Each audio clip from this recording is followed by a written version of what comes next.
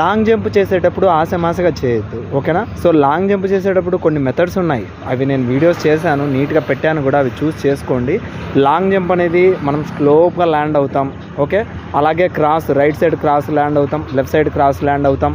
So ఏదో ఒకటి land అయ్యేటప్పుడు ఏంటంటే కనుక మనం ఒక మెథడ్ అయితే తీసుకోవాలి. ఎక్కువ మెథడ్ ఏం తీసుకుంటారు, స్లోగా ల్యాండ్ అయ్యే మెథడే తీసుకుంటారు. ఆ మెథడ్ ఎక్కువ మంది కూడా చేస్తారు.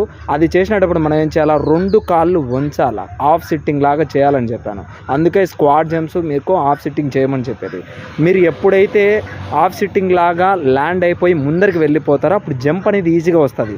అంతే తప్ప ఊరికే టూకీగా చేసామని అక్కడే సిట్ అవ్వడము, అక్కడి నుంచి సైడ్కి పడ్డము, ఇటువైపుకు పడ్డం, ఇలా చేస్తే జంప్ రాదు.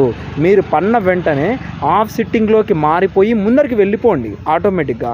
కొంతమంది ఫ్రంట్ రోల్ లాగా వేస్తారు, అదేం అక్కర్లేదు మనకి. అందుకు మీరు హాఫ్ సిట్టింగ్ అనేది బాగా ప్రాక్టీస్ చేయండి. Landing position